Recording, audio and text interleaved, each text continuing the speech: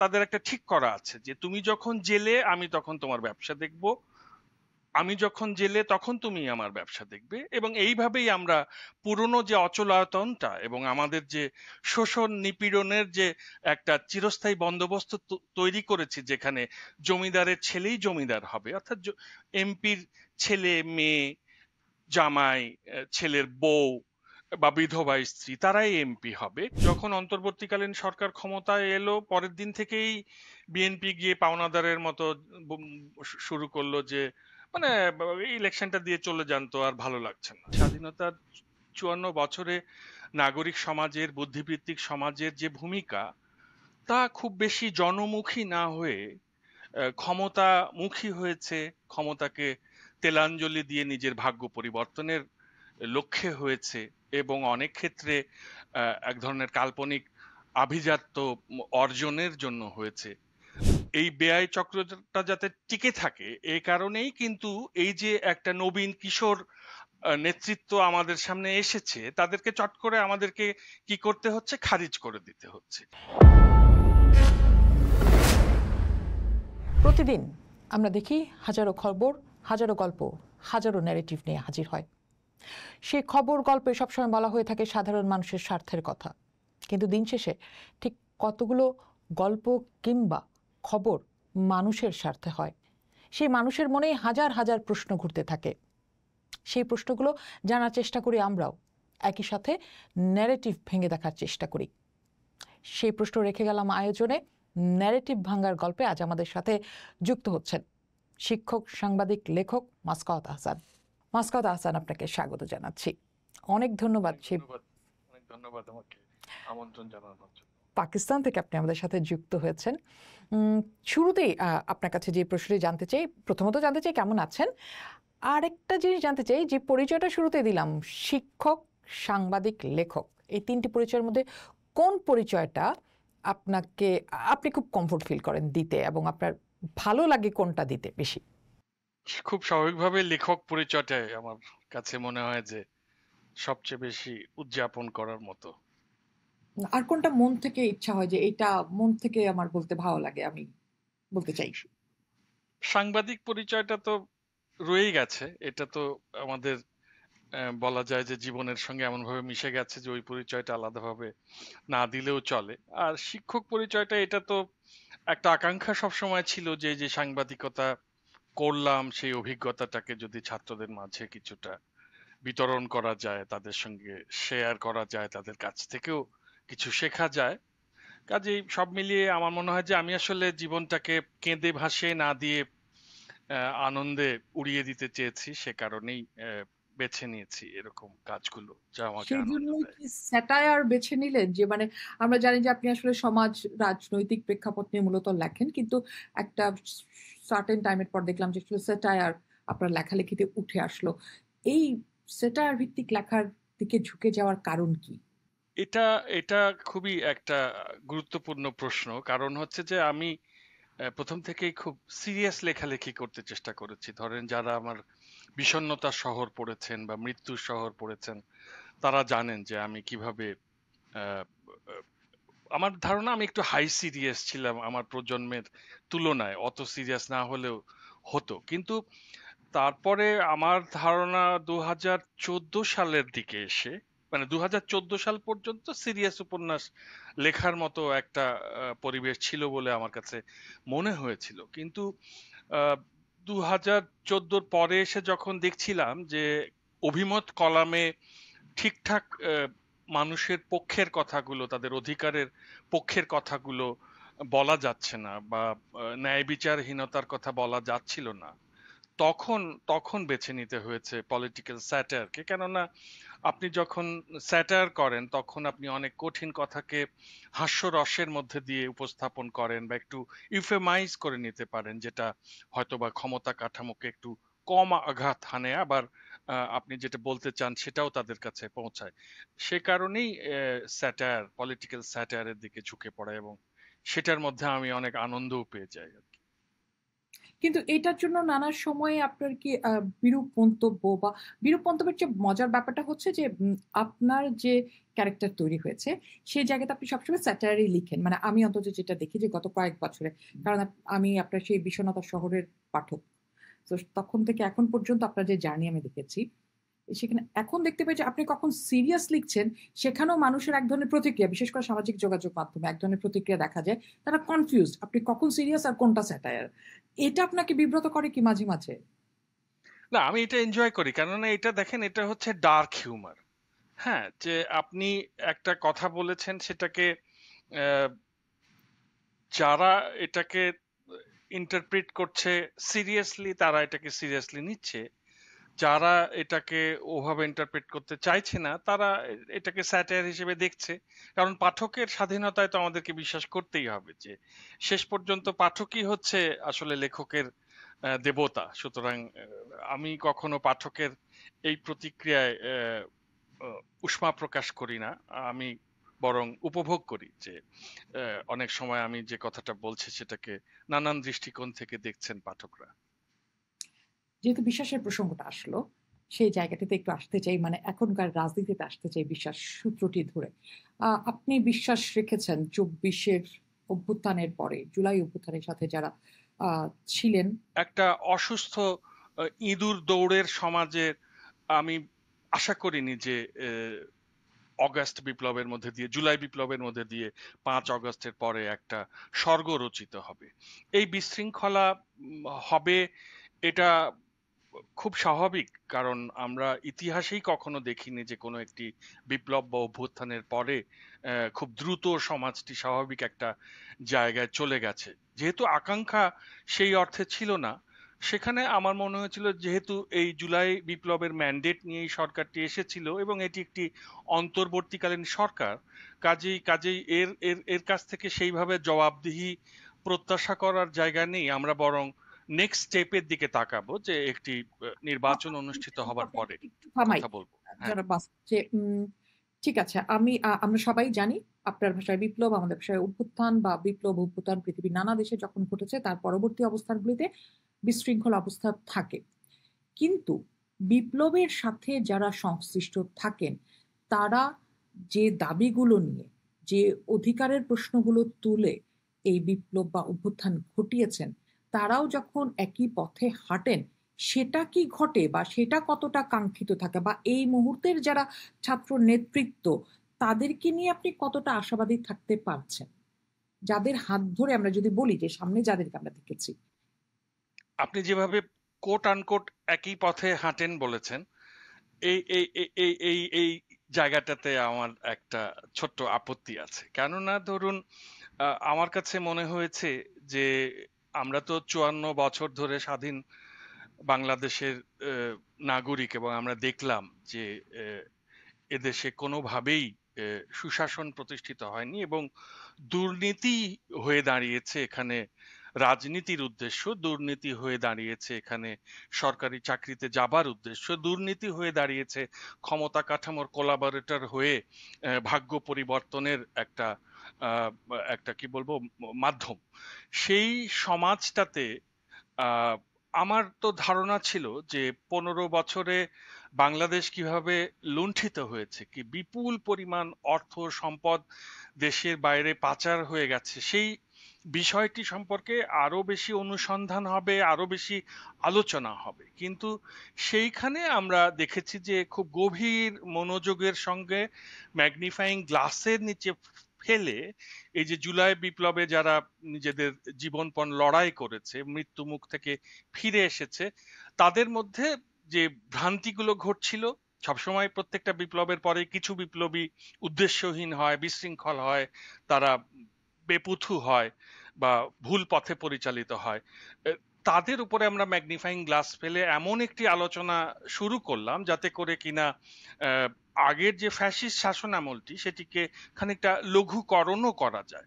আমার কাছে মনে হয়েছে যে সমালোচনাও প্রয়োজন আছে, কিন্তু কোনো কোনো সমালোচনা ছিল ম্যাগনিফাইং গ্লাসের নিচে ফেলে একটা ছোট্ট জিনিসকে অনেক বড় দেখানো, আর বড় জিনিসকে ধীরে ধীরে অপশ্রিয়মান হতে দেখার চেষ্টা।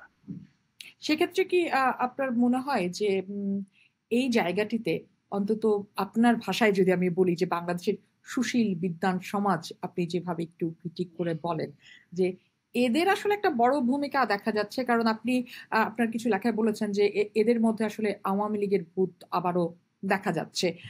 আপনার কাছে কি মনে হয় যে এই ভূতরা মাঝে মাঝে উঠে আসছে এবং তাদের একটা প্রভাব আসলে সেই জায়গাটাতে, মানে এই মুহূর্তে উম, যাদের কথা যেই কথা যে প্রসঙ্গে আমরা ছিলাম যে আহ, যাদেরকে ম্যাগনিফাইং গ্লাসের নিচে না ফেললেও চলে এখন, তাদেরকে একটু বেশি মাত্রায় ফেলা হচ্ছে? এই আলোচনায় ঢোকার আগে একটা কথা বলে নেওয়া দরকার যে সেই দেশেই কল্যাণ রাষ্ট্র প্রতিষ্ঠিত হতে পারে যেখানে একটি শক্তিশালী নাগরিক সমাজ রয়েছে। সুতরাং নাগরিক সমাজের যে সমালোচনা, সেটি একটি গণতান্ত্রিক রাষ্ট্র ব্যবস্থা গড়ে তোলার জন্য খুবই প্রয়োজন। সেদিক থেকে আমি খুব ঢালাও ভাবে এই নাগরিক সমাজের সবাইকে এইখানে এনে ফেলতে চাই না, কিন্তু একটা বিষয় তো আমরা দেখেছি, সেটা হচ্ছে যে স্বাধীনতার ৫৪ বছরে নাগরিক সমাজের, বুদ্ধিবৃত্তিক সমাজের যে ভূমিকা, তা খুব বেশি জনমুখী না হয়ে ক্ষমতামুখী হয়েছে।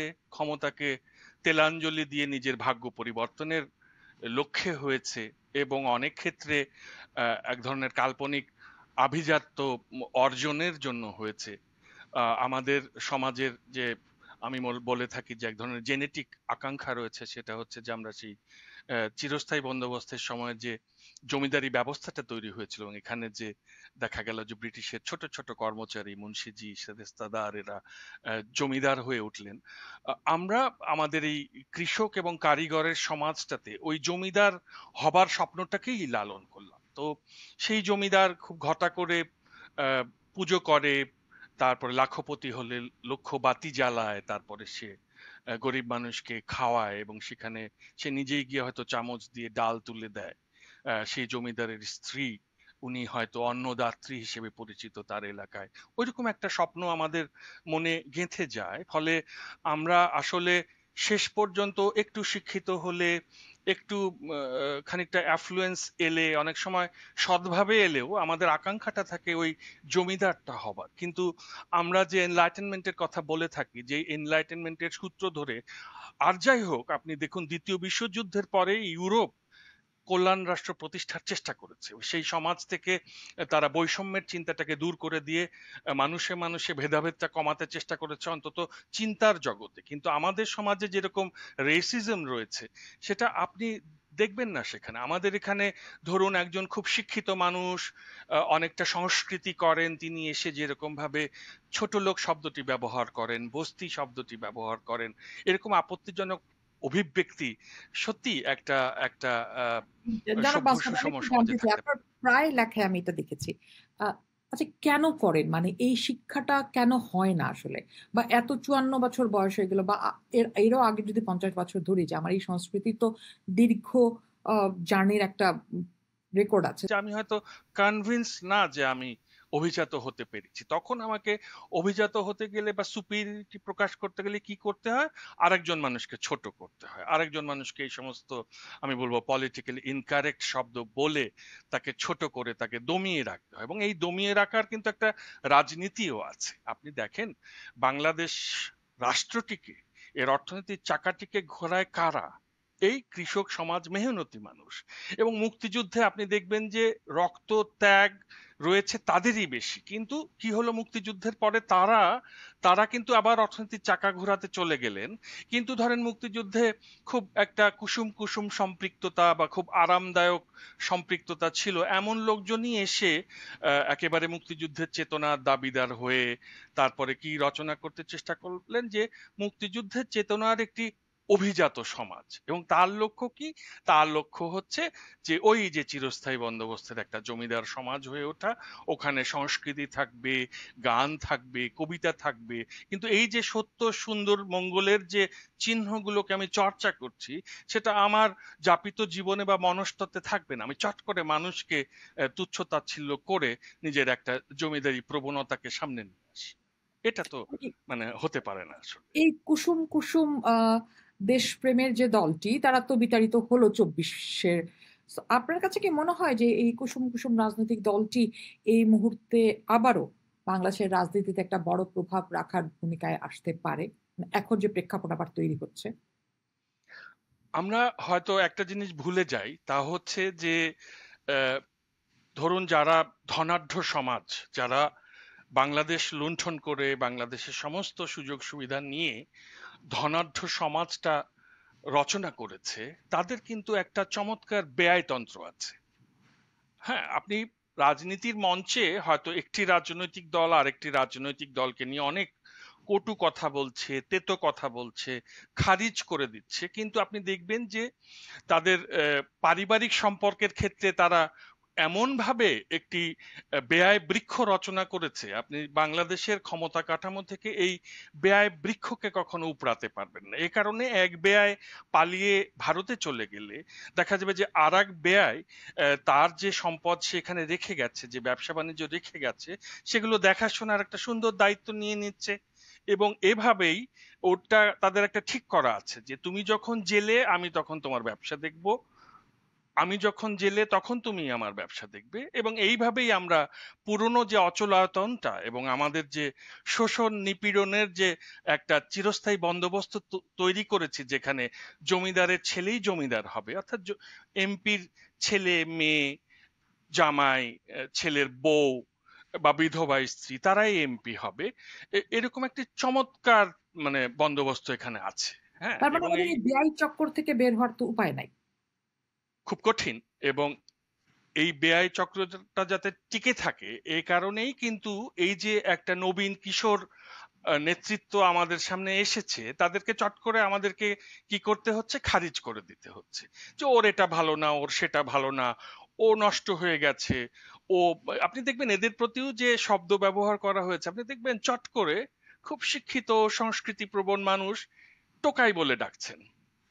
মানে ব্যাপারটা হচ্ছে যে তুমি কেন আমার এই যে ক্ষমতার যে বাগান, এইখানে তুমি কেন ঘোরাফেরা করবে? এখানে তো তরুণ তারুণ্যের প্রতিনিধিত্ব করবে আমার ছেলে, আমার মেয়ে।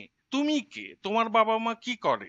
এইরকম একটা ব্যাপার এখানে রয়ে গেছে। এবং এবং এটা একটা আহ, এই কিন্তু অবস্থার কোনো পরিবর্তন একটা ঘটানো খুব সংস্থা, কঠিন। ইনারাই তো আবার মানুষের রাজনীতি করেন, সাধারণ মানুষের মৌলিক অধিকার, ভোটের অধিকার, এসবের কথা বলেন। তো ওই মানুষ তো তার ক্লাসের না, তাহলে এই এই মানুষগুলো কোন রাজনীতি করেন? এই মানুষগুলোর কাছে হচ্ছে, এই ধরুন আমাদের যে দারিদ্র্য, এটা একটা পুঁজি। এটা শুধু রাজনীতির লোকই যে করেন তা না। আমি এটা খুবই স্বীকার করি যে বাংলাদেশের যে সামাজিক সূচকের উন্নয়নগুলো ঘটেছে, সেখানে অবশ্যই বাংলাদেশের যে বেসরকারি উন্নয়ন সংস্থাগুলো তার একটা বিশেষ ভূমিকা আছে। কিন্তু আপনি দেখবেন যে একটি বেসরকারি উন্নয়ন সংস্থার যিনি আহ, প্রধান নির্বাহী হন, তিনিও কিন্তু শেষ পর্যন্ত একজন জমিদারই হয়ে উঠছেন। হ্যাঁ, মানে আপনি রাজনীতি, নাগরিক সমাজ, এই যে উন্নয়ন সংস্থা ভিত্তিক যে সমাজ, এই পুরোটার মধ্যেই আপনি দেখছেন যে এখানে দারিদ্র্য তাদের কাছে একটা পুঁজি। জনগণ শব্দটা যে তারা ব্যবহার করে, এই জনগণের মধ্যে দিয়ে তারা বোঝাতে চায় যে এই যে জনগণ আছে, দেখো এর কারণে একটা রাষ্ট্র, এখন তুমি আমাকে একটু লোন দাও, বিদেশের কাছে এই গরিব মানুষদেরকে দেখিয়ে লোন নেবে এবং তারপর লোনের টাকাটা দেশে এনে ভাগ বাটোয়ারা করে নেবে। এই মানুষগুলোর উন্নতির জন্য কোনো ভূমিকা রাখেনি আমাদের রাজনীতিবিদরা। এবং স্বাধীনতার ৫৪ বছর পরেও বাংলাদেশ কল্যাণ রাষ্ট্রের কাছাকাছি পৌঁছতে না পারার মধ্য দিয়ে আমরা বুঝতে পারি যে যে জনগণের নাম করে রাজনীতিটা করা হচ্ছে, যে জনগণের নাম করে প্রজাতন্ত্রের কর্মচারী হিসেবে আমলারা চাকরি করছেন, যে জনগণের নাম করে বেসরকারি উন্নয়ন সংস্থা বিদেশ থেকে লোন নিয়ে আসছে, তারা আসলে, তাদের কাছে এই জনগণ আসলে প্রজা, এরা কখনো নাগরিক হয়ে ওঠেনি। তাহলে সেক্ষেত্রে এই যে নতুন রাজনীতির কথা যারা বলছেন, পরিবর্তনের রাজনীতির কথা যারা বলছেন, তারা আসলেই কতটা নতুন কিংবা পরিবর্তন আনতে পারবেন? মানে এটা যেমন তরুণেরা বলছেন, তরুণদের সূত্র ধরে তো বা একই সুরে তো প্রবীণরাও বলছেন, যারা এতদিন আমাদের সাথে আহ সেই এনজিও ভিত্তিক রাজনীতি করে এসছেন। এই তরুণদের একটা বৈশিষ্ট্য আপনার চোখে পড়েছে কিনা আমি জানি না, সেটা হচ্ছে যে দেখুন, এদের মধ্যে প্রতিদ্বন্দ্বিতা আছে, প্রতিযোগিতা আছে।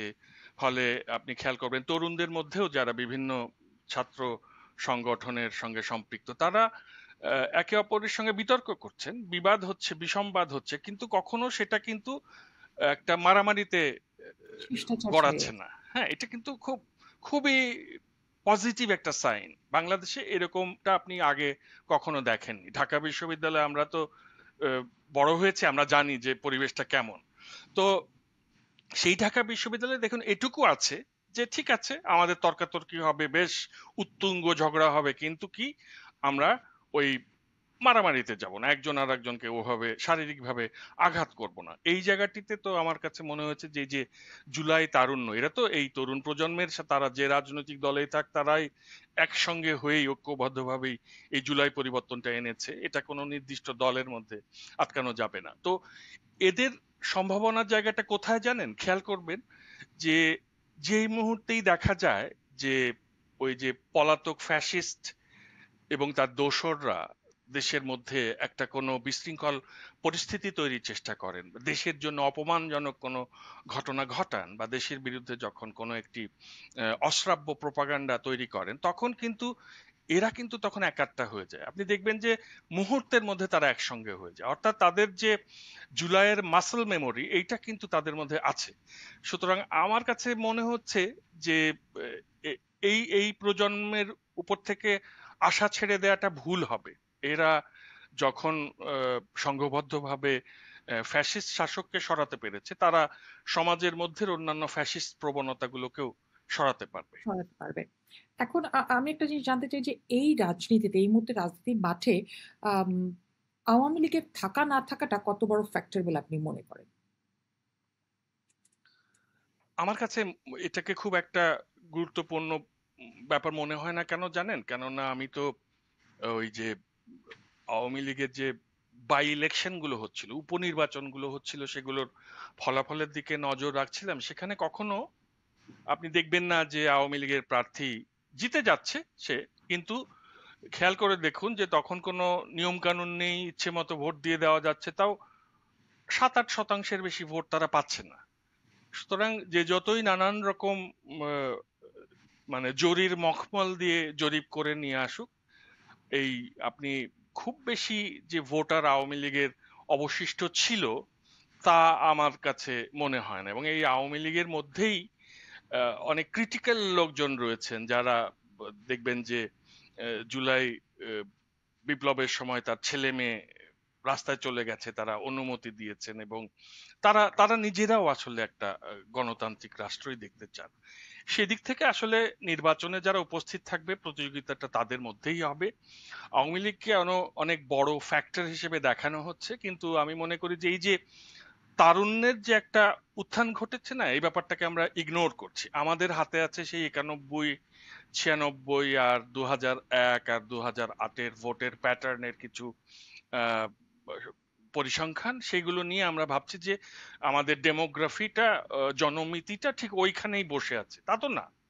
এখন আপনার জনসংখ্যার যে বিপুল সংখ্যক তরুণ, এবং তারা দেখেছে যে এই যে পুরনো চিরস্থায়ী বন্দোবস্তের রাজনীতি, তার মধ্যে দিয়ে কোনো কিছু অর্জিত হয়নি, বাংলাদেশটা আজও রাষ্ট্র হিসেবে গড়ে ওঠেনি। সে কারণে আহ, তাদের মধ্যে আকাঙ্ক্ষা হচ্ছে যে অন্তত তারা ইন্টারনেটের সুযোগের কারণে গোটা বিশ্বে কল্যাণ রাষ্ট্র বা গণতান্ত্রিক রাষ্ট্র বলতে যা দেখে তার কাছাকাছি কিছু একটা বিনির্মিত হোক, এই আকাঙ্ক্ষাটা তাদের রয়েছে। সুতরাং এই ভোটাররা একটা খুব গুরুত্বপূর্ণ তার ভূমিকা মানে রাখবে। এবারে নির্বাচনে ডিসাইসিভ বড় ফ্যাক্টর হতে যাচ্ছে তরুণ ভোটাররা, যারা আসলে গত 2 টার ভোট দেওয়ার কোনো সুযোগ পায়নি। এই মুহূর্তে দেখা যাচ্ছে যে সবাই বলছে যে আওয়ামী লীগ, আমি যে প্রশ্নটাতে ছিলাম, যে আওয়ামী লীগ হচ্ছে যে একটা বড় ফ্যাক্টর হতে যাচ্ছে সামনের দিনে। জামাত বলছে যে আওয়ামী লীগকে ফেরানোর ক্ষেত্রে বিএনপি একটা বড় ভূমিকা রাখছে। আবার বিএনপি বলছে যে জামাতের কাঁধে চড়েই আবার আওয়ামী লীগ মাঠে ফিরবে, এবং তারা জামাতের সাথে মিলে একটা গুপ্ত রাজনীতির চর্চা এরই মধ্যে করা শুরু করেছে। এই ধরনের বক্তব্য শোনা যাচ্ছে। আপনার কাছে কি মনে হচ্ছে যে আসলে কি ঘটছে, এবং কার কাঁধে চড়ে আসলে আওয়ামী লীগ ফিরছে, অথবা আদৌ ফিরতে পারবে কিনা? আওয়ামী লীগের আপনি তো খেয়াল করেছেন নিশ্চয়ই যে তাদের যে অনুশোচনাহীন, অনুতাপহীন সোশ্যাল মিডিয়া অ্যাক্টিভিজম গত 1 বছরের বেশি সময় ধরে, উম, তাতে করে যেটা হয়ে দাঁড়িয়েছে সেটা হচ্ছে যে তাদের এই কথাবার্তা কার্যকলাপ এগুলো ভূতের নৃত্যে পরিণত হয়েছে এবং সে কারণে এটাকে হয়তো it's blown out of proportion, এদেরকে অনেক বড় করে দেখা হচ্ছে। আপনি খেয়াল করে দেখবেন যে আহ, শেখ হাসিনার মতো মহাশক্তিধর মহাপরাক্রমশালী নেত্রী পরাজিত হবার পর কোন কোন ধরনের লোকদের সঙ্গে কি কি ভাষায় কথাবার্তা বলছেন, তাদেরকে কি ধরনের ইনস্ট্রাকশন দিচ্ছেন, তার মধ্যে তো কোনো রাজনৈতিক প্রতীতি আমরা লক্ষ্য করছি না এবং এর মধ্যে কোনো ইতিবাচক বা গঠনমূলক রাজনৈতিক মনোভঙ্গিও নেই। কাজেই আমার মনে হয় যে বিএনপি এবং জামাতের মধ্যে যেটা আওয়ামী লীগ নিয়ে কথাবার্তা সেটা খানিকটা প্যারানয়া। আবার এটা তো ঠিক যে এই দুটো রাজনৈতিক দল স্বীকার না করলেও তাদের কারো কারো নেতারা পলাতক নেতাদের ব্যবসা বাণিজ্য দেখাশোনা করছেন বা সেটা খুব জমিদারিটা খুব সুন্দর করে সামলাচ্ছেন, ফলে তাদের মাথায় এই চিন্তাগুলো হয়তো আসছে। কিন্তু এখানে আমার মনে হয় না যে আওয়ামী লীগ এমন কোনো ফ্যাক্টর, এবং এটাকে আসলে আলোচনার মধ্যে আওয়ামী লীগের যেহেতু আপনি জানেন যে একটা কালচারাল উইং রয়েছে, যেটাকে কালচারাল ফ্যাসিজম বলা যায়, সেই ইতালির আহ, মুসোলিনি যেভাবে কালচারাল অ্যাক্টিভিজমের মধ্যে দিয়ে লেখক শিল্পী কবি তারপরে চলচ্চিত্র অভিনেত্রী খেলোয়াড় এদেরকে তার দলে গুছিয়েছিলেন, শেখ হাসিনা একই কাজ করেছিলেন। এবং যেহেতু এই মানুষগুলো দেখছে যে তারা রুলিং এলিট নয়, তাদের আর সেই রাষ্ট্রীয় অনুষ্ঠানে গিয়ে পিঠাপুলির আসরে সেই মানে হেসে গড়াগড়ি দেবার পরিবেশ নেই, দামি দামি বা জামদানি। ধরুন ওই যে হ্যাঁ খুব সুন্দর সাজসজ্জা, রাজকীয় সাজসজ্জা, কিংবা ধরুন ওই যে প্রশ্ন নয় প্রশংসা করতে এসেছি আসরে কিছু সাংবাদিক গিয়ে তেলাঞ্জলি দেবার সেই বসন্তও চলে গেছে। তো আহ, সব যখন হারিয়ে যায় তখন মানুষ কল্পনা নিয়ে বাঁচে। আপনি জানেন সেই গল্পটা তো আমার মনে হয় যে আপনাদের এলাকার না কোথাকার আমি জানি না, যে ওই যে একসময় জামবাটিতে গরম দুধ থাকতো, তাতে ফু দিয়ে দিয়ে আর কি ওই দুধটা খেতাম। তো এখন জামবাটিও নাই, সেই গরম দুধও নেই, শুধু রয়ে গেছে ফুটা। সুতরাং আমার মনে হয় যে আওয়ামী লীগের শুধু ফুটা রয়েছে এবং এই ফুটাকে নিয়ে মোটামুটি এই যে দেখা যাচ্ছে যে প্যারানয়াগ্রস্ত আলাপ আলোচনা চলছে। এই আওয়ামী না, লীগ তিনি আসলে হচ্ছে সাহেব ওয়াজেদ পুতুল, তিনি দলের ভার নিচ্ছেন, রাজনীতিতে আসছেন, এবং সেটা নিয়ে আমরা দেখলাম যে বেশ লম্বা সময় আলাপ আলোচনা হলো গণমাধ্যমে। আপনার কি মনে হয় যে আসলে তিনি সক্রিয় হচ্ছেন, এবং হলে সেটা একটা বড় পরিবর্তন আনবে আওয়ামী লীগে? একটা জিনিস আমি যেটা বলতে চাই সেটা হচ্ছে যে আমরা তো পর্যবেক্ষণ করলাম সজীব ওয়াজেদ জয়কে এবং পুতুলকে। আহ, শেখ হাসিনার বাসায় থেকেও তার মতো রাজনৈতিক কুটিলতা তারা অর্জন করতে পারেনি বলেই আমার কাছে মনে হয়েছে। কারণ আওয়ামী লীগের যে 15 বছরের রাজনীতি, এটা রাজনীতির চেয়ে আমি বলবো যে কুটিলতাই বেশি ছিল। সুতরাং আহ, ফলে আপনার কর্মীরাই তো ওরকম জটিল কুটিল হয়ে গেছে, তো এদেরকে পুতুলের মতো কেউ এসে সামলাবে এরকমটা মনে হয় না। আর আরো একটা ব্যাপার হচ্ছে, যেমন ধরুন আপনার নেহেরু পরিবারে কি হয়েছে, যে আপনার আহ, রাজীব গান্ধীর হত্যাকারীকে সঙ্গে দেখা করেছে আপনার আহ, রাজীব গান্ধীর ছেলে মেয়ে প্রিয়াঙ্কা গান্ধী এবং রাহুল গান্ধী। এবং তারপর তার বাসায় গিয়েছে, ওই খুনির পিতার খুনির বাসায় গিয়েছে, দেখছে তার সন্তানেরা খুব শোকাবহ পরিস্থিতিতে রয়েছে। তারপর তারা বলেছে যে আমরা এই খুনিকে ক্ষমা করে দিতে চাই, কেননা আমাদের বাবা মারা গেছেন, আমরা জানি যে পিতা থেকে দূরে থাকার বা পিতা হারানোর কষ্টটা কি। আর একটা পরিবারের সন্তানেরা তার পিতার বা এর অভিভাবকের অনুপস্থিতিতে এরকম কষ্ট পাক, এটা আমরা চাই না। আপনি তাহলে খেয়াল করেন যে এইরকম একটি ক্ষমা মনস্তত্ত্ব চর্চা করতে পারে বলেই রাজনীতিতে রাহুল গান্ধী এবং প্রিয়াঙ্কা গান্ধী সেই আবেদনটা রাখতে পেরেছেন, বা এখনো কংগ্রেসের জন্য একটা আশার আলো হয়ে রয়ে গেছে। কিন্তু আমরা যেটা দেখেছি সেটা হচ্ছে যে শেখ হাসিনা তো বলা যায় যে 50 বছর ধরে পিতার হত্যার প্রতিশোধই নিয়ে চললেন, এবং হত্যাকারীদের ফাঁসি টাসি দেবার পরে দেশের সাধারণ মানুষের মধ্যেও মনে হলো যেন তিনি পিতার হত্যাকারীদের দেখছেন। তো ওই রকম একটি টক্সিক এনভায়রনমেন্টে, যেখানে আপনি প্রতিহিংসা চোখের বদলে চোখ আহ, দেখে বড় হলেন, সেখান থেকে খুব মহানুভবতা বা উদার যে রাজনীতি প্রত্যাশা করা যায় না। আর এই যে জেনজির সামনে আগের মতো এরকম ভাবে প্রতিহিংসা দিয়ে বা ক্যানিবালিজম দিয়ে রাজনীতি মনে হয় হবে না, মানে আমার কাছে মনে হয় না যেটা সেক্ষেত্রে হবে। একটু বিএনপির প্রসঙ্গে আসি যে বিএনপির এই মুহূর্তে আপনি যেহেতু তরুণদের কথা আনলেনই, দেখা যাচ্ছে যে বেশ অনেকগুলো ভাগ রয়েছে। তারা মুখে না বললেও, প্রকাশ্যে না বললেও আমরা যারা রাজনীতিটাকে দেখি একটু বাইরে থেকে, আমরা দেখতে পাচ্ছি যে অনেকগুলো পকেট, পকেট হয়ে আছে এবং বলা হচ্ছে যে বিএনপি এই আলাপটাও আছে যে বিএনপি এক ধরনের নেতৃত্ব সংকটে ভুগছে এবং সেটা আগামী নির্বাচনে বড় প্রভাব ফেলতে পারে। আপনার কাছে কি মনে হয়? বিএনপি যে আসলে মানে শেখ হাসিনার সময়ের এত অত্যাচার নির্যাতন সহ্য করেও রাজনৈতিক দল হিসেবে টিকে আছে, এজন্য তাদেরকে কৃতিত্ব দিতে হবে। কিন্তু যেটা হয়েছে 17 বছর ক্ষমতা থেকে দূরে থাকার কারণে বিএনপির যে তৃণমূলের কর্মীরা তারা দারিদ্র্যে নিপতিত হয়েছিল, এবং সে কারণে দেখা গেছে যে জুলাই বিপ্লবের পর থেকে 5ই আগস্টের পর থেকে বিএনপির তৃণমূলের নেতাকর্মীদের বিরুদ্ধে আপনার চাঁদাবাজির অভিযোগ উঠেছে। মানে ওই আওয়ামী লীগের যে মাস্তানরা ছিল তারা তাদের যে চাঁদাবাজির রাজ্যপাট ফেলে গেছে, ওই সাম্রাজ্যটা দখল নিয়ে নিয়েছে বিএনপির নেতাকর্মীরা, এরকম খবর মূল মেন স্ট্রিম মিডিয়ায় এসেছে এবং বিভিন্নভাবে আলোচিত হয়েছে। আমার কাছে মনে হয়েছে যে বিএনপির ওই জায়গাটাতে ফোকাস করা দরকার ছিল, এবং তারা বেশ কিছু নেতাকর্মীকে বহিষ্কার করেছে, কিন্তু ওই জায়গাটাতে তারা ফোকাস না করার জন্য আমার ধারণা যে জনপ্রিয়তায় তারা পিছিয়ে গেছে। তা না হলে কিন্তু আপনি খেয়াল করে দেখেন যে গত 17 বছরের কষ্টের মধ্যে দিয়ে বিএনপি কিন্তু জনপ্রিয় হয়ে উঠেছিল, এবং আমরা আমাদের সাংবাদিকতার নৈর্ব্যক্তিকতা ভেঙে বিএনপির প্রতি কিন্তু সিম্প্যাথেটিক হয়েছে, আমরা কিন্তু তাদের প্রতি সহমর্মিতা জ্ঞাপন করেছি। কিন্তু এই সহমর্মিতাটা তারা 1 বছরে হারিয়ে ফেললো কিভাবে?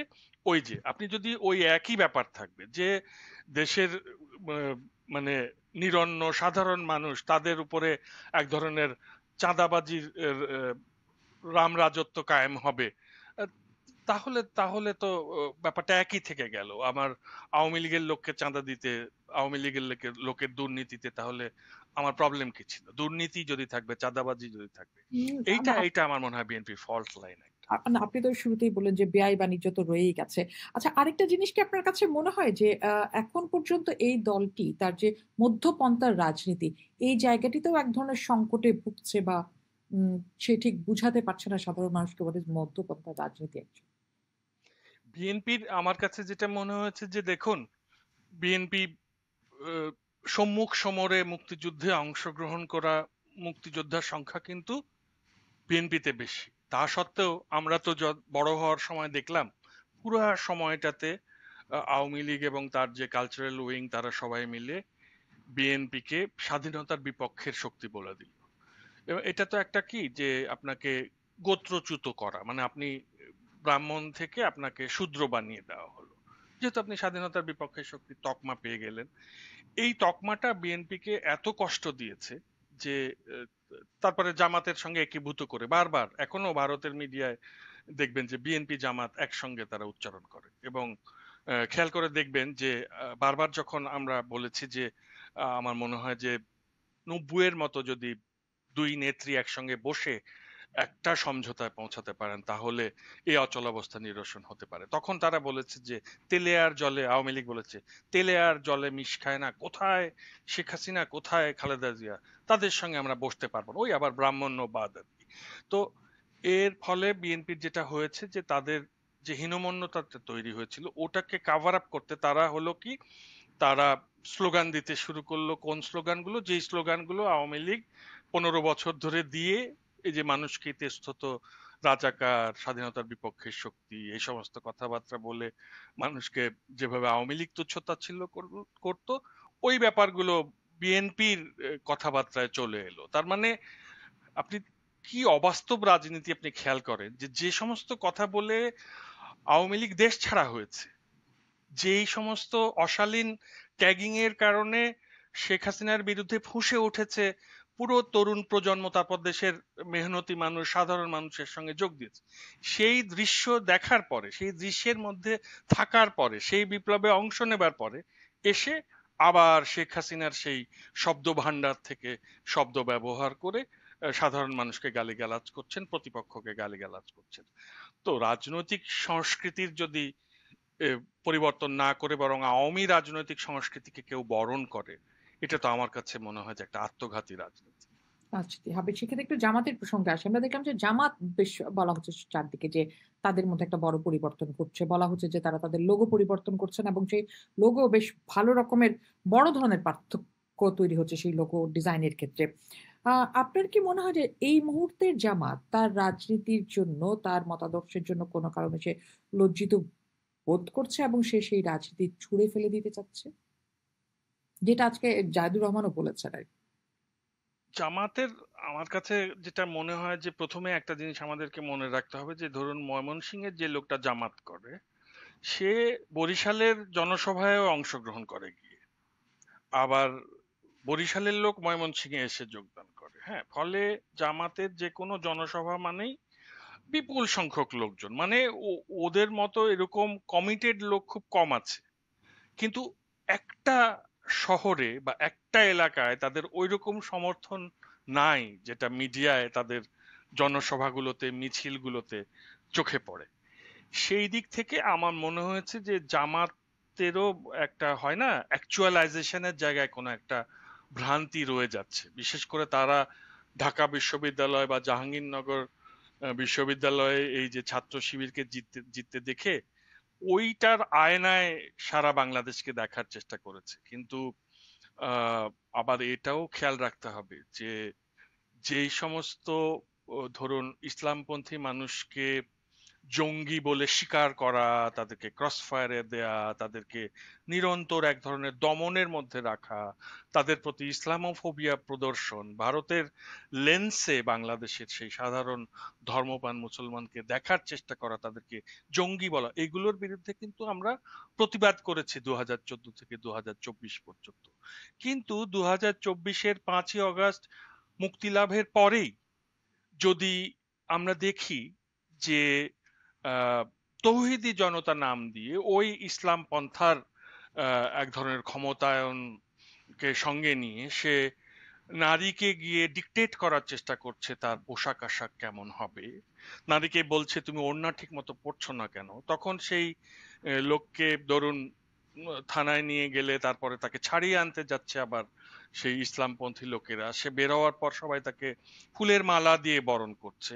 মানে ওই যে সে যে অপরাধটা করেছে ওটা কোনো অপরাধ না, সে ঠিকই করেছে, এইটা তো অ্যাপ্রুভাল দিচ্ছে ওই মানুষগুলো ফুলের মালা দিয়ে। এটা আপনার আমরা লঞ্চের উপরে দেখেছিলাম যে একটা মেয়েকে বেত্রাঘাত করছে, সে কে, সে একজন পোশাক পুলিশ যে কিনা আপনার মানে ডিকটেট করবে যে ওই মেয়েটার পোশাক কি হওয়া উচিত না হওয়া উচিত।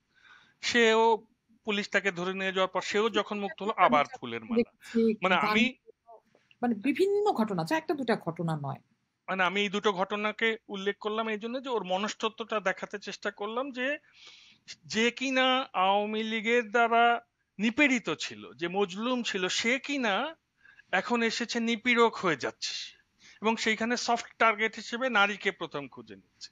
এরপর কি ধরেন আমাদের মাজারগুলো, হ্যাঁ, সেইখানে যে মানুষগুলা থাকে, আপনি তো এটা তো সবাই জানে যে এই পুরো দক্ষিণ এশিয়াতে ইসলাম ধর্ম জনপ্রিয় হয়েছিল আসলে ইসলামের এই কোমল চেহারার মধ্যে দিয়ে, মাজারগুলোকে কেন্দ্র করে। আমাদের দেশে আমরা তো দেখি যে দেশের বিভিন্ন এলাকায় বঙ্গদেশ। আউলিয়াদের মাজার রয়েছে এবং সেগুলোকে কেন্দ্র করেই ইসলাম এখানে জনপ্রিয় হয়েছিল। অথচ তৌহিদি জনতা তারা তারা সেটাকে খারিজ করে দিয়ে আহ, মাজার ভাঙতে শুরু করলো। তো ব্যাপারটা হচ্ছে যে স্বাধীনতা পাওয়ার পরেই দ্রুত সেই স্বাধীনতার অপব্যবহার করলে সাধারণ মানুষ কিন্তু সেটা দেখে।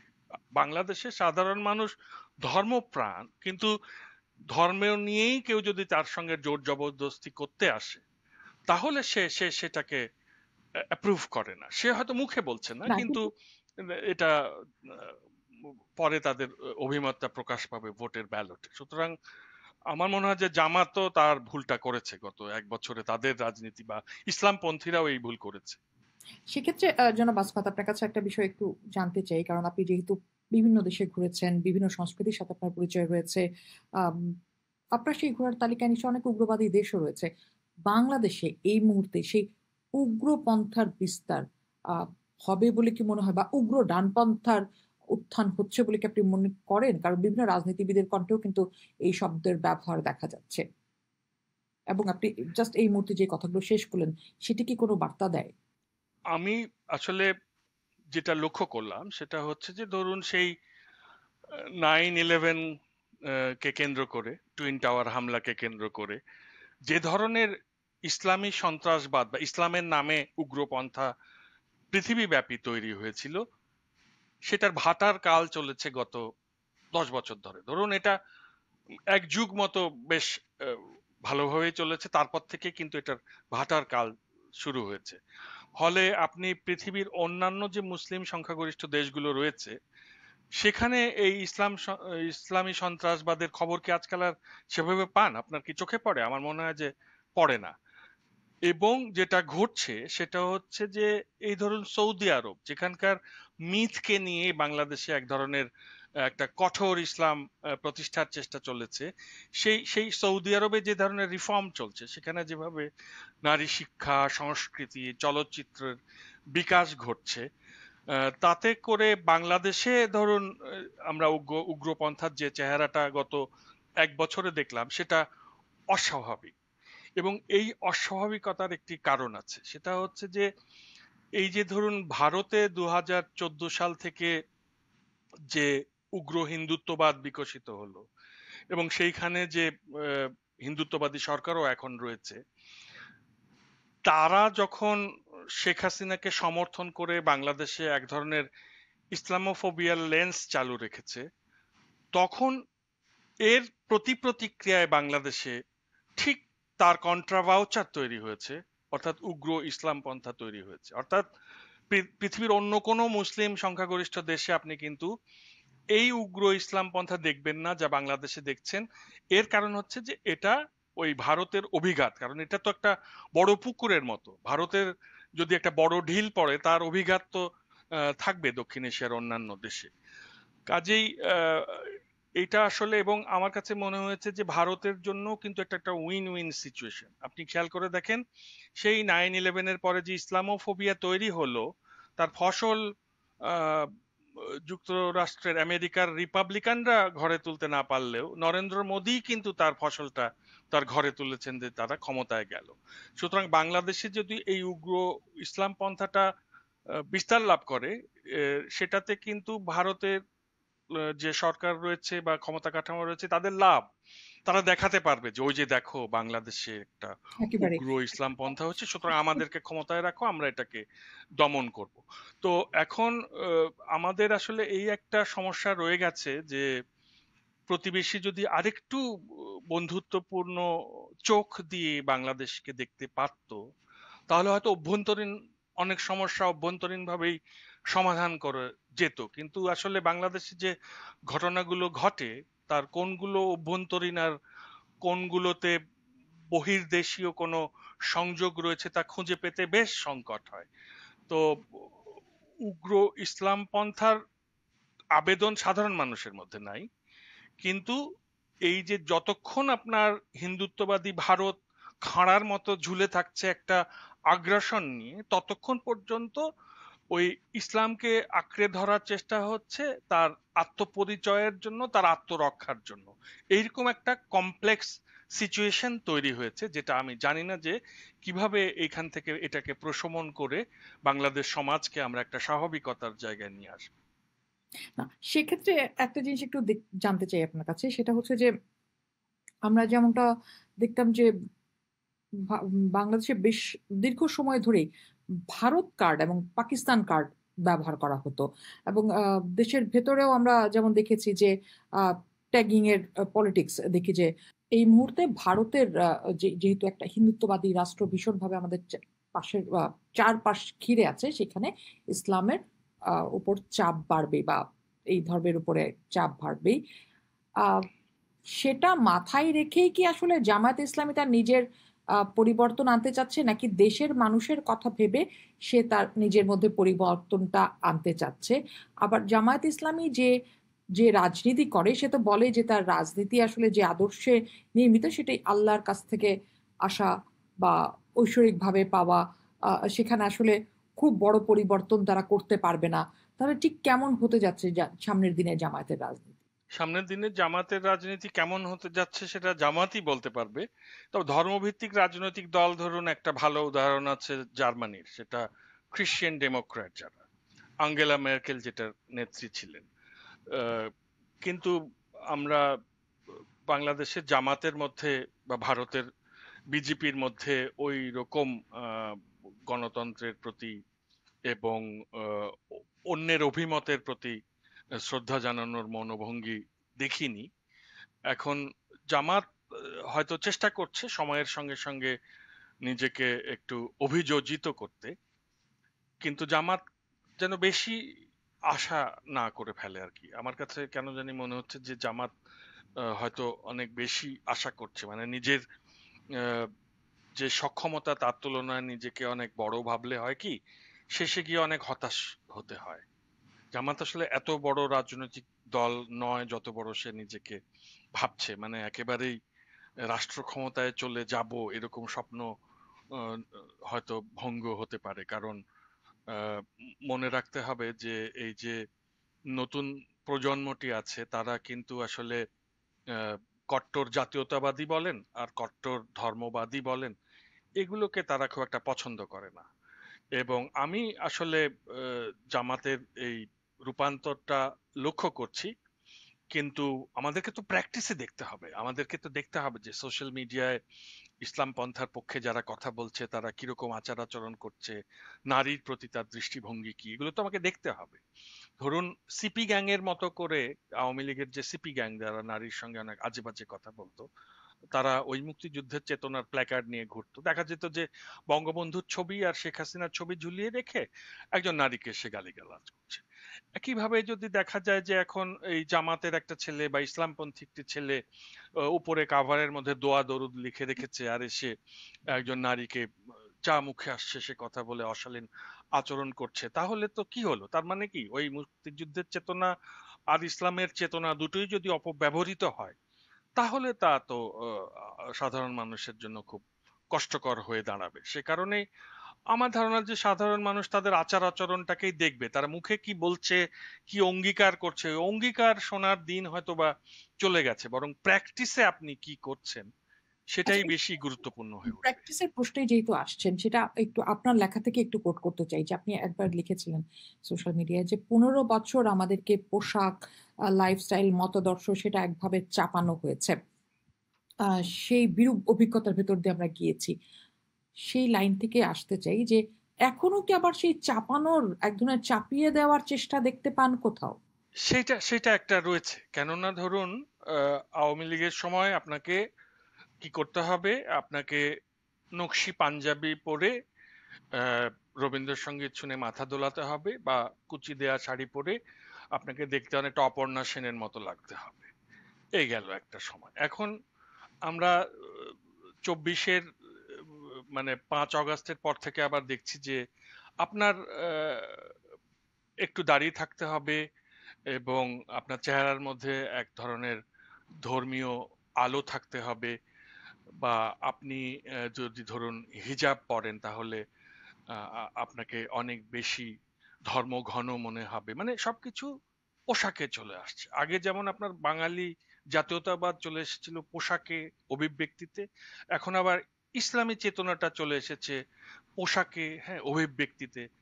সবই প্রদর্শনবাদিতা আর কি। এবং এদের প্রবলেমটা হচ্ছে যে এরা নিজে একটা কিছু করছো বাবা করো, এটা আরেকজনের উপরে চাপাতে যাওয়ার চেষ্টা করা কি দরকার? মানে একটা আমরা তুরস্কে দেখি যে একটা মেয়ে স্কার্ট পরে যাচ্ছে, আর একটা মেয়ে হিজাব পরে গল্প করতে করতে যাচ্ছে ট্রামে, একজন ভদ্রলোকের সুন্দর দাড়ি টুপি পরা মানুষ স্যুট পরা একজন মানুষের সঙ্গে গল্প করতে করতে যাচ্ছে।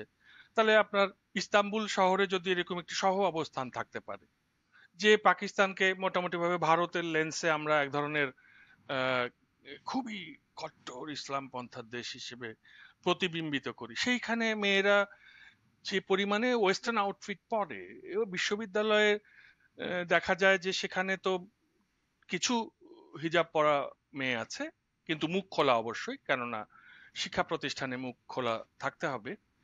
আর তাও আবার এই মেয়েরা আমার কাছে ব্যাখ্যাও করেছে, আমি যেহেতু তাদের শিক্ষক, যে এই রাস্তার এই বাসে আসতে হয় বা অনেক সময় কমিউট করতে হয়, সে সময়টা তারা এ করে, কিন্তু পারিবারিক অনুষ্ঠানে, এমনকি বিশ্ববিদ্যালয়েও একটা সাংস্কৃতিক অনুষ্ঠানে বা থিয়েটারে, তখন ওটা খুলে সে তার মতো করে আহ, তার পোশাক যেটা পছন্দ সেটা সে বেছে নিচ্ছে। তো পৃথিবীর অন্যান্য আহ, মুসলিম সংখ্যাগরিষ্ঠ দেশে যদি পোশাকের স্বাধীনতাটা থাকে, নানান রকম পোশাক পরা মেয়েরা যদি একটা সমাজে স্বাভাবিকভাবে বিরাজ করতে পারে, বাংলাদেশে কেন পারবে না? বাংলাদেশে কেন আমাকে ঘুরে ফিরে হয় জোড়াসাঁকোর ঠাকুর পরিবারের পোশাক আশাক পরতে হবে, অথবা সৌদি শেখ হয়ে ঘুরতে হবে? কেন? মানে এটা আমার কাছে খুবই মানে অস্বাভাবিক একটা চাওয়া মনে হয়, যে আমি যেরকম পোশাক পরবো ওই রকম পোশাক আর একজন মানুষকে পরতে হবে। মানে এই পোশাক পুলিশ হবে কেন মানুষ? এটা অস্বাভাবিক মনস্তাত্ত্বিক একটা প্রকাশ। এই ধরনের মানুষদের আমার মনে হয় যে এক ধরনের আত্মপরিচয়ের সংকট আছে, এবং এবং অবশ্যই যেটা আছে সেটা একটা জমিদারি মনস্তত্ত্ব। মানে আগে ছিল জোড়াসাঁকোর ঠাকুর পরিবারের জমিদার, এখন হয়েছে ইসলামী জমিদার। শেষ পর্যন্ত ওই জমিদারিটাই আমাদের সমাজে ঘুরে ফিরে। সেই জমিদারের সাথে যদি একটু যোগ করে নেই, মানে আলাপের শেষের দিকে যেহেতু চলে এসেছে, জিও পলিটিক্স ইস্যুতে একটু আসি। যে আমরা একটা সময় দেখতাম যে ভারত কার্ড খেলা হচ্ছে, পাকিস্তান কার্ড খেলা হচ্ছে। এখনো কি আসলে এই পলিটিক্স এর ক্ষেত্রে সেই ভারত কার্ড পাকিস্তান কার্ড খেলা এখনো আমরা দেখতে পাই আর কি, দেখতে পাচ্ছি কিনা না, দেখতে পাই। যেমন এখন সবকিছুতেই ভারত হিসেবে ট্যাগ দিয়ে দেওয়া, এখন সবকিছুতে পাকিস্তানি হিসেবে ট্যাগ দিয়ে দেওয়া। এই কালচারটার কারণ কি মনে হয় আপনার কাছে, এবং আদতে কি তা কখনো যাবে, আমাদের উপর থেকে সরবে? বাংলাদেশে এই যে ধরুন পাকিস্তান কার্ড আর ইন্ডিয়ান কার্ডের যে ছড়াছড়িটা, এটা তো দীর্ঘদিন ধরেই চলছে। আহ, যদিও আহ, আমার কাছে মনে হয় যে পাকিস্তানের লোক বাংলাদেশের লোককে এতটা মনে করে না যতটা বাংলাদেশের লোক পাকিস্তানের লোককে স্মরণ করে এইভাবে, কাউকে পাকিস্তানি ট্যাগ দিয়ে। আবার হুম। ভারতের লোকও এত বাংলাদেশের মানুষকে স্মরণ করে না যতটা বাংলাদেশে স্মরণ করা হয় ভারতীয় ট্যাগ দিয়ে। আহ, ব্যাপারটা হচ্ছে যে এই ট্যাগিং এর রাজনীতিটা হচ্ছে একটা অশালীন রাজনীতি, এবং এই অশালীন রাজনীতিটাকে আমরা দেখেছি যে প্রথমে জনপ্রিয় করেছে আওয়ামী লীগ।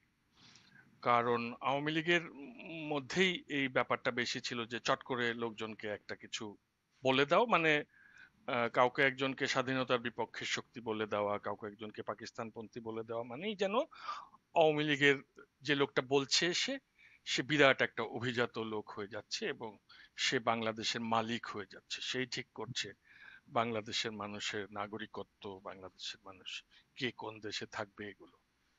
পরে আমরা দেখলাম যে এই যে প্রত্যেক ক্রিয়ার একটি সমান বিপরীত প্রতিক্রিয়া থাকে, নিউটনের তৃতীয় সূত্র, সেটা অনুসরণ করে ওই মুড়ি মুরগির দরে ভারতের ভারতপন্থী, ভারতের দালাল ইত্যাদি কথাবার্তা আহ, চালু হয়ে গেল 5ই আগস্টের পর থেকে। তখন আবার এটাও চলতে থাকলো অত্যন্ত অশালীন ভঙ্গিতে, যেন এই কথাই বলে দিলে যে লোকটা বলছে সে একটা বিরাট আধিপত্য কায়েম হলো তার, সেই এই মুহূর্তে দেশের মালিক হয়ে গেছে, এবং অন্য লোকজনকে সে ইচ্ছা মতো দেশ থেকে বের করে দিবে। আওয়ামী লীগ যেরকম বলতো যে পাকিস্তানের চইলা যাও, ওইটা আবার এখন ভারতের চইলা যাও হয়ে গেছে। তো আমার ধারণা যে এই সমস্ত যে আহ, মানে অশালীন কথা বলাটা কিন্তু আমাদের সমাজের একটা বিরাট সমস্যা। আপনি যদি খেয়াল করে থাকেন তাহলে বুঝবেন যে আপনি পৃথিবীর যে কোনো দেশের সোশ্যাল মিডিয়াকে আপনি একটু দেখার চেষ্টা করেন, দক্ষিণ এশিয়ারও অন্যান্য দেশগুলোর, এরকম ভাবে মানুষকে ট্যাগায়িত করা, তকমা দেয়া, তুচ্ছ-তাচ্ছিল্য করা, এটা আর কোনো দেশের সোশ্যাল মিডিয়ায় দেখি না। এবং এটা যখন আমি দেখি তখন আমার খুব দুশ্চিন্তা হয় আমাদের সমাজকে, যে ঠিক আছে, আমরা পর্যন্ত বা তার পরের যারা আমাদের একটু জুনিয়র তারা পর্যন্ত না হয় এই একটা ভুল আহ, একটা একটা অশালীন সংস্কৃতির মধ্যে বড় হলাম।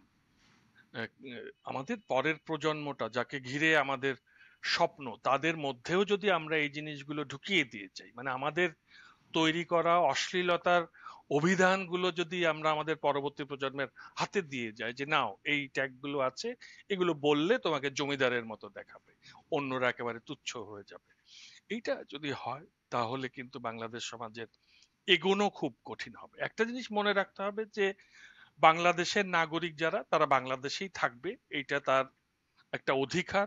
এইখান থেকে কাউকে পাকিস্তানে পাঠিয়ে দেওয়া বা কাউকে আহ, ভারতে পাঠিয়ে দেবার অধিকার কাউকে দেয়া হয়নি। এবং আরো একটা ব্যাপার সেটা হচ্ছে যে বাংলাদেশের একটা মানুষ কখনোই এই পাকিস্তানপন্থী বা ভারতপন্থী নয়। কেউ যদি পন্থী হয় তাহলে তার তো কাজে কর্মেই এটা বেরিয়ে আসবে, সে তো মানে আপনি দেখা যাবে যে যে একটা সরকার পরিবর্তনের পরে একটা লোক দেখা যাবে যে পালিয়ে পাকিস্তান চলে যাচ্ছে রাজনৈতিক নেতা, বা পালিয়ে ভারতে চলে যাচ্ছে। মানে ব্যাপারটা হচ্ছে যে আমরা তো কোনোদিন এই যে বিএনপি কে যে সারা জীবন আওয়ামী লীগ পাকিস্তান পন্থী বললো, কোনোদিন বিএনপির কোনো নেতাকে বা এমনকি জামাতের নেতাকে আমরা দেখিনি যে পাকিস্তানে গিয়ে আশ্রয় নিয়েছে, দেশের মধ্যেই থেকেছে, কারাগারে গেছে, কষ্ট পেয়েছে। আমার ধারণা যে যেটা হয়েছিল সেটা হচ্ছে যে আওয়ামী লীগ আগে থেকেই জানতো যে সে যেহেতু ভারতপন্থী তাকে আগ বাড়িয়ে অন্যকে পাকিস্তানপন্থী বলে রাখা আর কি। এবং পরে তো এখন প্রকাশ হয়ে গেল যে সে ভারতপন্থী এবং ভারত তাকে ক্ষমতায় রেখেছিল। ওইটার এখন আওয়ামী লীগের ক্ষমতা থেকে চলে যাওয়ার পর এতদিন যারা অপমানিত হয়েছে তারা আবার এসে ওইটা বলে শোধ নেবার চেষ্টা করছে। কিন্তু এই যে মানে এই চোখের বদলে চোখ দিয়ে তো সমাজ চলবে না। আওয়ামী লীগ যা করেছে তা না করাই হচ্ছে আসলে 24-এর 5ই আগস্টের শিক্ষাটা। এইটা যদি আমরা নিতে না পারি তাহলে আমার মনে হয় যে আমাদের সামনেটা এতটা আলোক সম্ভব হবে না যতটা আমরা প্রত্যাশা করছি। একটা শেষ প্রশ্ন। আওয়ামী লীগ সরকারের সময় আমরা দেখেছি যে মানবতা বিরোধী অপরাধের জন্য জামায়াতের শাস্তি হয়েছে। একই দাবি এখন আবার উঠেছে আওয়ামী লীগের বিরুদ্ধে। এবং তাদের শাস্তি চাওয়া হচ্ছে। বলা হচ্ছে তাদের এই শাস্তি পেতে হবে এবং এই দলটিকে নিষিদ্ধ করার কথা বলা হচ্ছে। তো জামায়াতও একই অপরাধে অপরাধী। তাহলে কেন জামায়াতের এই আলাপ থেকে সবাই সরে আসছে? মানে এক কর্মে দুই ফল কেন হবে? জামায়াতের তো আহ, তাদের যে দৃষ্টান্তমূলক শাস্তি কিছু ক্ষেত্রে হলেও হয়েছে, আওয়ামী লীগের তো এখন পর্যন্ত কোনো শাস্তি হয়নি। এবং জামাতের আমরা যেটা দেখেছি সেটা হচ্ছে যে আহ, যুদ্ধের পরে যেহেতু তাদের এই যুদ্ধে পাকিস্তানি খুনের সেনাদেরকে সহযোগিতা করে তারা অপরাধ করেছিল, মানবতা বিরোধী অপরাধ, সে কারণে যুদ্ধের পর তো তাদের রাজনৈতিক কর্মকাণ্ড নিষিদ্ধই হয়ে গিয়েছিল, বন্ধ হয়ে গিয়েছিল।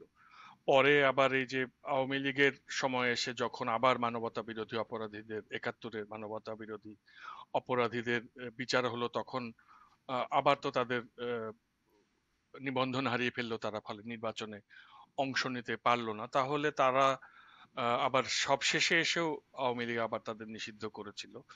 কাজে আমার কাছে মনে হয়েছে যে তাদের তো মোটামুটি মানে একটা শাস্তি হয়েছে। তবে একই নামে তাদের এই রাজনৈতিক দলটি থাকা নিয়ে প্রশ্ন ওঠার কথা ছিল। তাদেরকে প্রথমেই বলে দিতে হতো যে তোমরা রাজনীতিতে আসতে পারো কিন্তু তোমাদেরকে নামটা বদলে আসতে হবে। যাই হোক, সেটা আলাদা বিতর্ক, সেটা কেন হয়নি। কিন্তু পৃথক যাত্রা, একই যাত্রার পৃথক ফল, এটা এখন বলা যাচ্ছে না। যেহেতু জামাত তো তার শাস্তি পেয়েছে, আওয়ামী লীগ তো এখনো কোনো শাস্তি পায়নি। এবং এখন মানে এই যে দেখেন একটা ব্যাপার খেয়াল করেছেন কিনা, সেটা হচ্ছে যে জামাত তার শাস্তি পেয়েছে। জামাতের নেতাদের যে ফাঁসি দেওয়া হলো সেটা কি শাস্তি ছিল না? না, সেটা নিয়ে কিছু কিছু শাস্তি নিয়ে বিতর্ক আছে, কিন্তু একেবারে পুরো শাস্তিটা যা প্রাপ্য জামায়াতে ইসলামী দল হিসেবে, তার শাস্তি কি সে পেয়েছে? তার শাস্তি সে পায়নি, কারণ হচ্ছে যে তাকে আমি বললাম না যে নাম বদলানোর উচিত ছিল, বা সেই বিচারটা তো আপনার ওই যুদ্ধের পরেই করে ফেলা উচিত ছিল আর কি, দ্রুততার হুম। সঙ্গে। আপনি বাংলাদেশে যেটা হয়, দ্রুততার সঙ্গে আপনি একটা বিচার না করলে সরকার বদলে যায়, তখন আর সেই বিচার প্রক্রিয়াটা চলবে কিনা এ নিয়ে অনিশ্চয়তা তৈরি হয়। আজকেই যে আমরা এত আওয়ামী লীগের বিচারের কথা বলছি, আপনি কি মনে করেন যে পরবর্তী যে নির্বাচন হবে তারপর যে সরকার আসবে তার এই আওয়ামী লীগের যে বিচার করবে তার কোনো আহ, ঠিক আছে? অর্থাৎ আমরা মানে বাংলাদেশে একটা অদ্ভুত কাণ্ড যে আপনি মানবতা বিরোধী অপরাধ করবে লোকে, কিন্তু এটার দৃষ্টান্তমূলক শাস্তি হবে না, এই কারণে আবার মানবতা বিরোধী অপরাধের অপরাধ করার প্রবণতাটা আমাদের সমাজে বাড়বে। জামাতকে যদি 72 থেকে 75-এর মধ্যে শাস্তি দিয়ে দেওয়া যেত, তাহলে আমার মনে হয় না যে পরবর্তীকালে মানবতা বিরোধী অপরাধ বাংলাদেশ সমাজে ঘটতে পারত। আবার আমরা এখন যদি আওয়ামী লীগের যে মানবতা বিরোধী অপরাধের শাস্তিটা দিতে না পারি, তাহলে আবারও আপনার এই মানবতা বিরোধী অপরাধের যে ভাইরাস সেটা ফিরে আসবে। কাজেই আহ, জামাত এবং আওয়ামী লীগ এ দুটোই বাংলাদেশ রাজনীতিতে আহ, প্রশ্নবোধক চিহ্ন হয়েই রয়ে যাবে। আমি ব্যক্তিগতভাবে যদি জিজ্ঞেস করেন তাহলে মনে করি যে এই দুটো রাজনৈতিক দলেরই নাম বদলানোর প্রয়োজন আছে, ওই একই নামে আসতে পারে না। কারণ আমি একটা উদাহরণ দিয়ে শেষ করি, সেটা হচ্ছে যে জার্মানিতে ধরুন নাৎসিদের রাজনীতি নিষিদ্ধ করে দেওয়া হলো, কিন্তু সময়ের বিবর্তনে ওই ভাবনাটার মধ্যে দিয়ে আর একটা রাজনৈতিক দল এসেছে, তারা নাম বদলে এসেছে এবং এখন তারা জার্মানির তৃতীয় রাজনৈতিক দল। কাজেই ইতিহাসে এরকম নজির যেহেতু আছে যে হ্যাঁ, ফিরে আসতে পারে নিষিদ্ধ ঘোষিত দল, কিন্তু তাকে নতুন নামে আসতে হবে এবং নতুন ভাবে আসতে হবে, এই আর কি। আরেকটা শেষ প্রশ্ন, সেটা হচ্ছে নির্বাচনে নানা রকম দোলাচল দেখা যাচ্ছে, কি মনে হচ্ছে সামনের দিনে নির্বাচন হচ্ছে, মানে নির্বাচন নিয়ে কোনো সংকট দেখেন কি বাংলাদেশের? এই নির্বাচন নিয়ে দোলাচলটা কিন্তু আসলে এটা আমার মনে হয় যে প্রথম থেকেই কোনো দরকার ছিল না। এই নির্বাচনটা হতোই, এবং এই নির্বাচন এখন তো ফেব্রুয়ারির জন্য নির্দিষ্ট করা হয়েছে, এটা ফেব্রুয়ারিতেই হবে। আহ, আপনি ফেব্রুয়ারিতে হবে? কারণ এটা নিয়ে অনেকেই বলছেন যে ফেব্রুয়ারিতে নাও হতে পারে। আপনি খেয়াল করছেন না, এটা তো ধাপে ধাপে যাচ্ছে। প্রথমে যখন অন্তর্বর্তীকালীন সরকার ক্ষমতায় এলো, পরের দিন থেকেই বিএনপি গিয়ে পাওনাদারের মতো শুরু করলো যে মানে ইলেকশনটা দিয়ে চলে যান, তো আর ভালো লাগছে না। হ্যাঁ, তারপরে আহ, এই করতে করতে এর মধ্যে তো আবার আওয়ামী লীগ তো আছে, আওয়ামী লীগ একটা মানে আপনার অ্যাডেড মাথা হেডেক হিসেবে রয়ে গেছে। তারপরে দেখা গেল যে আহ, আমাদের যে নাগরিক সমাজ তারাও এটা নিয়ে খুবই শঙ্কিত হয়ে পড়লেন যে অধ্যাপক ইউনূস বোধহয় 5 বছর থেকে যাবেন, শুরু হলো নানান রকম ভূতের গল্প। কিন্তু আহ, শেষ পর্যন্ত আপনি খেয়াল করে দেখেন, তার মানে আগে থেকে যে সমস্ত কথাবার্তা বলা হলো ওগুলো ভুল প্রমাণিত হলো, এবং এখনো যে কথাবার্তাগুলো হচ্ছে এগুলো ভুল প্রমাণিত হবে। ফেব্রুয়ারিতে নির্বাচন অনুষ্ঠিত হবে। আমার মনে হয় যে আমাদের সমাজে আসলে যে সমস্যাটা নাই, সেই সমস্যাটা নিয়ে আমরা আলাপ করতে বেশি পছন্দ করি, কিন্তু সমাজের এই মুহূর্তে যে সমস্যাগুলো আছে সেটাকে সমাধানে আমাদের আর খুব একটা মনোযোগ নাই। সারাক্ষণ একটা অজানা আশঙ্কা তৈরি করা এবং এর মধ্যে দিয়ে সমাজে এক ধরনের অস্থিরতা তৈরি করে রাখার মধ্যে এক ধরনের স্যাডিজম খুঁজে পাই কিনা আমি জানি না। অনেক ধন্যবাদ। স্যাডিজম খুঁজে না পেলেও আশার স্বপ্ন আমরা সবাই দেখতে চাই, মানে আশার স্বপ্ন না, আশা রাখতে চাই সামনের দিনের জন্য। অনেক ধন্যবাদ জনাব মাসকাত আমাদের সাথে সময় দেওয়ার জন্য। নিশ্চয়ই আগামীতে আরও কথা হবে। ভালো থাকবেন। আমাদের সাথে যুক্ত ছিলেন জনাব মাসকাত আহসান। আহ, বলছিলেন যে এদেশের মানুষ কোথাও না কোথাও হয়তো স্যাডিজম খুঁজে পায়, কিন্তু এদেশের মানুষ স্বপ্ন দেখতে চায় ভালো থাকার জন্য। সেই ভালো থাকতে যা যা করণীয় সব কিছুই করতে চাই আমরা। আমাদের সাথেই থাকুন। পোস্ট দেখুন, ভাবুন, করুন। পোস্টের সাথেই থাকুন।